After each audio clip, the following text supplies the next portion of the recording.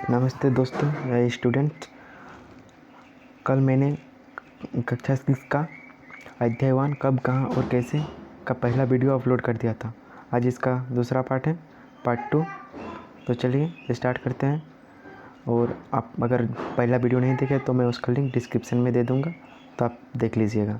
और आपको नोट्स भी मिल जाएंगे, PDF नोट्स डिस्क्रिप्शन मिल जाएंगे, तो आप डाउनलोड कर लीजिएगा। लेकिन पहले पूरा वीडियो देख लीजिएगा तो आपको अच्छे से समझ में आ जाएगा पूरा चैप्टर। उसके बाद आप देख लीजिएगा। आज का हम लोग का पहला टॉपिक है देश का नाम। देश का नाम कैसे पढ़ा। लोग अपने देश के लिए कुछ कोई ना कोई नाम प्रयोग करते हैं, जैसे इंडिया, पाकिस्तान के लिए पाकिस्तान। लेकिन ये नाम कैसे पढ़ा, तो आज हम पढ़ेंगे देश का नाम, मतलब भारत देश का नाम कैसे पढ़ा। अपने देश के लिए हम लोग सामान्यतः इंडिया और भारत जैसे नामों का प्रयोग करते हैं। इंडिया, भारत, हिंदुस्तान। हिंदुस्तान वो नाम नहीं है, वो नाम नए संविधान में है, नहीं किसी और में। भारत का एकमात्र नाम इंडिया या फिर भारत है। इंडिया या फिर भारत जैसे नामों का प्रयोग किया जाता है। आप अगर किसी विदेश में जाएंगे तो इंडिया या फिर भारत ही मिलेगा आपको। हिंदुस्तान, आर्यव्रत, ये सब किसी का नाम दिया हुआ है। जैसे कि किसी को हम निकनेम से बुलाते हैं, इसी प्रकार भारत या इंडिया को निकनेम से बुलाया जाता है। लेकिन देश का नाम असल में हम लोग इंडिया जैसे भारत के नामों का प्रयोग करते हैं। इंडिया शब्द ना इंडस से निकला है, जिसे संस्कृत में सिंधु कहते हैं। इंडिया शब्द इंडस से निकला है, जिसे संस्कृत में सिंधु कहा जाता है। लगभग 2500 वर्ष पूर्व जो पश्चिम उत्तर का मतलब हो गया आपका इधर ईस्ट, इधर वेस्ट। इस साइड में हो गया आपका पश्चिम उत्तर। इस साइड में आपका पश्चिम उत्तर हो गया। इस साइड में पश्चिम उत्तर की ओर से आने वाले ईरानियों, मतलब ईरान से जो, और यूनानियों ने सिंधु को हिंदोस और इस नदी के पूर्व में स्थित भूमि प्रदेश को इंडिया कहा। मतलब जो हिंदू नदी के इस पार वाला क्षेत्र, हिंदू नदी के पार वाला क्षेत्र को वो लोग इंडिया कहा। हिंदू के पार वो लोग सिंधु को इंडू कहते थे, इंडू, और इसी नाम से उसको पड़ गया सिंधु। इंडिया नाम पड़ गया, सिंधु को इंडू कहते थे। तो इसी नाम से इंडिया पड़ा, इंडिया कहा गया। चलिए देखते हैं।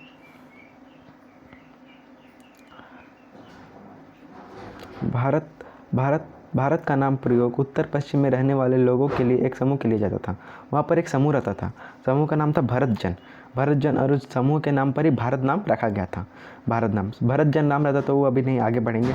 तो सबसे पहले भरतजन वहाँ पर एक तबेला रहता था, और वहाँ पर रहने वाले लोग भरतजन कहलाते थे। तो इसी के नाम पर भारत का नाम पड़ा है। तो थोड़ा देख लेते हैं। भारत के नाम का प्रयोग उत्तर पश्चिम में रहने वाले लोगों के एक समूह के लिए किया था। समूह का नाम था भरतजन, जो कि हम आगे पढ़ेंगे। और इस समूह का उल्लेख ऋग्वेद में भी किया जाता है।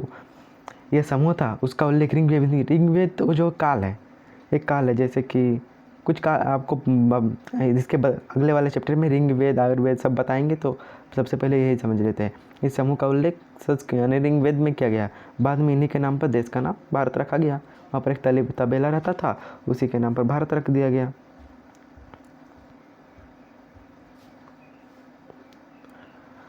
अतीत के बारे में कैसे जानें।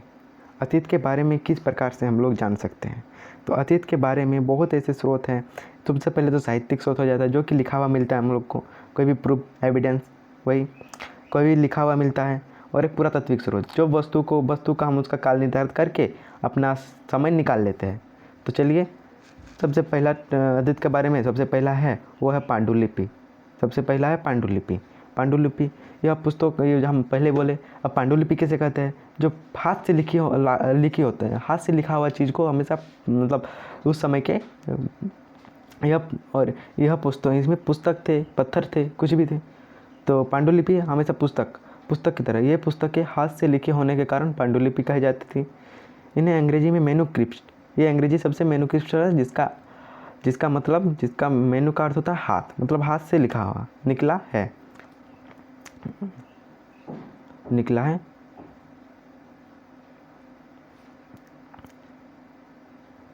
पांडुलिपि तालपत्रों और हिमालय में उगने वाले एक प्रकार का तालपत्र, लंबा होता है, उसमें लिखने में ये होता, देखिए इस प्रकार का होता था पांडुलिपि। ये तालपत्र में लिखा जाता था, या फिर हिमालय में एक प्रकार का छाल मिलता है, छाल एक प्रकार का छाल बनता है, नामक बुर्ज नामक पेड़ का छाल, बुर्ज नामक पेड़ रहता है, बुर्ज पेड़ का छाल से बनाया जाता है पांडुलिपियाँ। आप कुछ पांडुलिपियाँ देख सकते हैं इधर लिखी, तो थोड़ा सा देख लेते हैं। पांडुलिपि ताड़पत्रों अथवा हिमालय में उगाने वाले बुर्ज नामक पेड़ के छाल से विशेष तरीके से तैयार भोजपत्र पर लिखा मिलता था, मंदिरों में बिहारों से प्राप्त होती है। और अधिकतर जो पांडुलिपि है, क्योंकि ज़्यादातर ग्रंथ या फिर पांडुलिपियाँ कुछ भी पांडुलिपियाँ ज़्यादा मंदिरों में ही रहते हैं, इसीलिए अभी ये मंदिरों एवं बिहारों से प्राप्त हुआ है। जो अगले ज़माने के, अभी के नहीं, अगले जो उस काल में मंदिर हुआ करते थे वहीं पर रखते थे लोग, तो वहीं से मिला है ये सब। अब दूसरा है अभिलेख। अभिलेख किसे कहते हैं? तो अभिलेख ऐसे वस्तु को कहते हैं जो कि किसी चीज़ पर उसको पीट के, उसको खुखर के या फिर कुछ भी करके उसमें किया जाता है, जैसे पत्थर या धातु पे मतलब उत्कीर्ण किया जाता है। उत्कीर्ण मतलब छापा जाता है। अभिलेख उन्हें कहते हैं जो किसी पत्थर या धातु पे उत्कीर्ण किया जाता है। उत्कीर्ण मतलब छेनी हथौड़े से पीट के उसमें लिखना, उसी को बोलते हैं उत्कीर्ण। इन अभिलेखों को शासक अपने बीच के आदर्शों को पालन करते थे। अभी हम लोग करते हैं, अभी तो न्यूज़ का ज़माना आ गया, तुरंत न्यूज़ में मिल जाता है, लेकिन उस समय क्या होता था, पांडुलिपि किसी पत्थर पर उत्कीर्ण करके उसका आदेश शहर के बीचों बीच या फिर जो उसका मेन पॉइंट होता था शहर का, उसी वक्त रखा जाता था, तो उसी से सब पढ़ लेते थे, इसमें प्रयोग किया जाता था। कुछ अभिलेख मिलते हैं जिसमें राजा और रानियाँ सहित स्त्री पुरुष अपने अपने कार्यों का विवरण करते हैं। अभी कार्यों का विवरण कैसे होता है? विज्ञापन से। अभी जो कार्य का है तो विज्ञापन से होता है, लेकिन उस समय में वो लोग क्या करते थे, पांडुलिपि जहाँ तहाँ पांडुलिपियाँ, हर एक शहर में या हर एक गांव में पांडुलिपियाँ दे देते थे कि यहाँ पर ऐसा सामान मिलता है, यहाँ पर ऐसा सामान मिलता है। कोई तो अपनी प्रशंसा को दिखाने के लिए, जैसे कि राजा युद्ध में जीत का आया तो उसको भी छपवा दिया कि मैंने आज युद्ध जीत का आया, उसको भी उत्कीर्ण करवा देते थे, उत्कीर्ण करवाए। तो कुछ अभिलेख ऐसे मिलते हैं जो राजा और रानियों, अन्य स्त्री पुरुष अपने कार्यों का विवरण उत्कीर्ण करवाए हैं।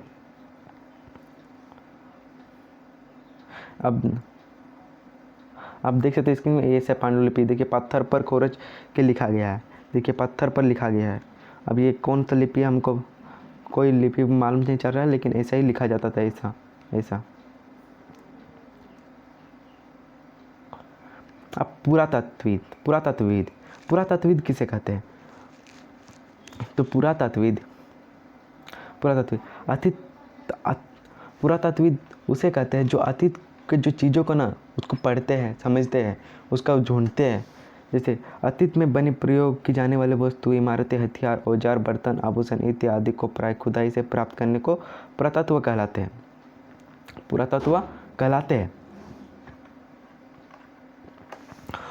और इस वस्तुओं का मतलब जो पुरातत्व, सबसे पहले पुरातत्व समझ लीजिएगा। ये जो पुरातत्व मतलब जो कि पुराने समय में वस्तु, ये इमारत, हथियार, आपको बोले ये कि साहित्यिक स्रोत, एक पुरातात्विक स्रोत, तो ये पुरातत्व है। पुरातात्विक स्रोत में ये वाला आता है। पुरातात्विक स्रोत में क्या क्या आता है? वस्तु, ये इमारतें, हथियार, औजार, बर्तन, आभूषण इत्यादि जो कि है पुरातत्व कहलाते हैं। तो हम अगर आपको कोई पूछे कि पुरातत्व किसे कहते हैं, तो अतीत में बनी कोई भी चीज़ अतीत में जो प्रयोग की जाने वाले वस्तुएं थे, जो कुछ भी वो वस्तुएं जो कि खुदाई से प्राप्त होती है, उसे पुरातत्व कहते हैं। और इसी सब का अध्ययन करने वाला, जो इसके बारे में जानना कोशिश करते हैं, उसका डेट निकालते हैं, उसका कुछ भी करते हैं, उसे पुरातत्वविद कहते हैं। और जहाँ ये वस्तुएं मिलती है उसे पूरा स्थल कहते हैं। पूरा स्थल मतलब पुराना वस्तुओं का स्थल।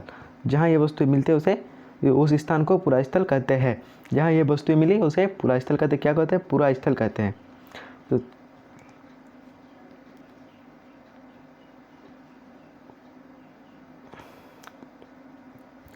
पुरातत्वविद जो खोज करते हैं, क्या क्या खोज करते हैं? वो लोग जानवरों को, चिड़िया तथा मछलियों की हड्डियाँ भी ढूंढते हैं, जिसे जानने में मदद मिलती है अतीत में लोग क्या खाते थे, जिससे ये जानने में मदद मिलती है कि अतीत लोग क्या खाते थे, उससे पता चल जाता है। और क्या पहनते थे, कैसे घरों में रहते थे, वो तो साहित्यिक स्रोत, पुरातत्विक स्रोत से मिल जाते हैं।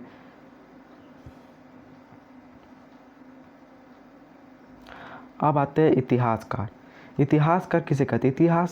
इतिहासकार उन्हें कहते हैं जो अतीत का अध्ययन करते हैं। मतलब इतिहासकार जो बीता हुआ कल का अध्ययन करते हैं, उसे क्या कहते हैं? इतिहासकार कहते हैं।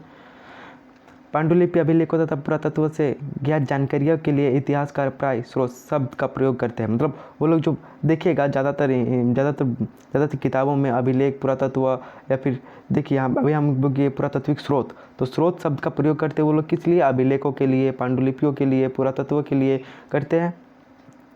स्रोत के प्राप्त होने के अतीत के बारे में पढ़ना बहुत रोचक मिल जाता। आपको किसी चीज़ के बारे में जानकारी मिलती है, ज़्यादा जानकारी होती है, बुक आपको बोरिंग क्यों लगना है पढ़ने में? क्योंकि उसका पूरा जानकारी आपको मालूम नहीं है। अगर आप उसका पूरा पढ़ लेंगे ना बुक, उसका पीछे से पूरा स्टोरी अगर मालूम होगा ना आपका, तो बुक का जो कहानी है या फिर कुछ भी आप पढ़ते हैं वो एक कहानी की तरह लगेगा। कहानी की तरह, जैसे हिस्ट्री पढ़ा रहा हो एक कहानी की तरह आपको लग रहा है। मैं एकदम बेसिक से पढ़ा रहा हूँ, बेसिक से, कोई भी चीज़ छूटना नहीं चाहिए, इस प्रकार से पढ़ा रहा हूँ।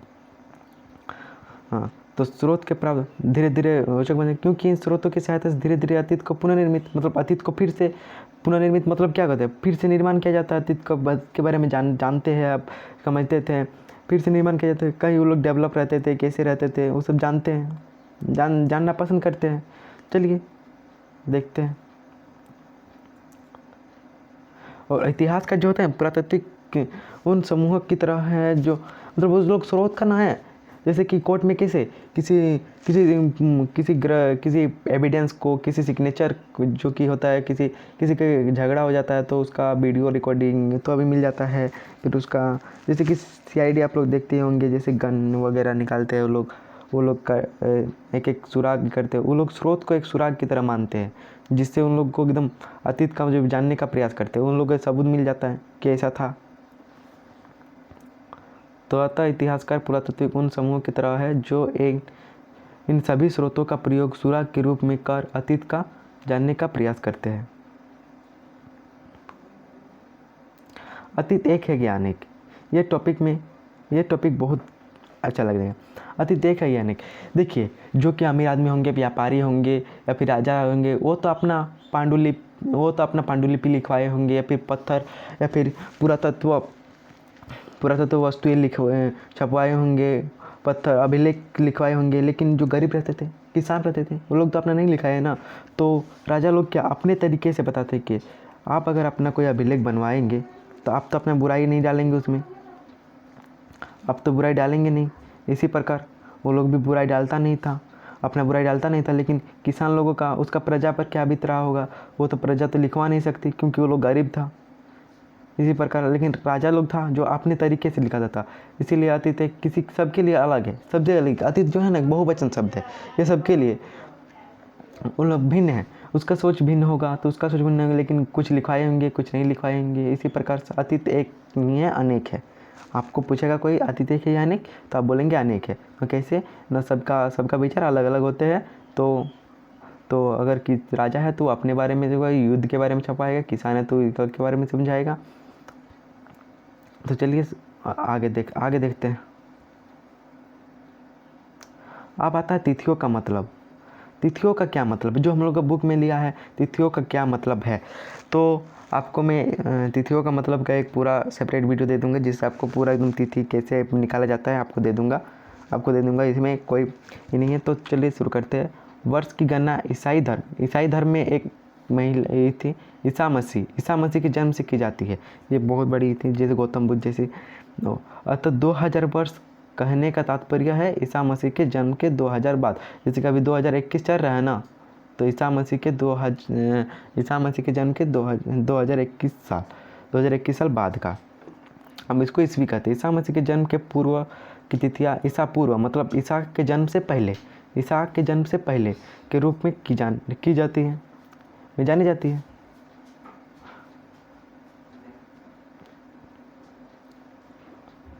अब बीसी का मतलब बिफोर क्राइस्ट होता है। बीसी मतलब बिफोर क्राइस्ट, मतलब ईसा पूर्व होता है, ईसा मसीह के जन्म से पहले। और एडी का मतलब होता है ईस्वी। एनो डोमिनी, इसको एनो डोमिनी मतलब ईसा मसीह को एनो डोमिनी कहा जाता है। तो ईसा मसीह के जन्म के बाद, एनो डोमिनी के बाद। तो आज के समय में जो कैलेंडर अपनाया जाए, कौन सा कैलेंडर अपनाया जाए? आज के समय में जो कैलेंडर अपनाया जाता है उसे ग्रेगोरियन कैलेंडर अपनाया जाता है। तो इसी के साथ हमारा आज का वीडियो समाप्त होता है। आपको मिल जाएगा तो हमारे चैनल को सब्सक्राइब कर दीजिएगा, बेल आइकन दबा दीजिएगा, लाइक कर दीजिएगा अभी के टीचिंग क्लास को। सब्सक्राइब कर दीजिएगा, आपको रेगुलर वीडियो मिल जाएगा और PDF नोट्स डिस्क्रिप्शन में है, आप डाउनलोड कर लीजिएगा। आज का ये चैप्टर हमारा समाप्त हो गया। कल हम इसका दूसरा चैप्टर पढ़ेंगे। तो ओके, गुड बाय, जय हिंद, जय भारत।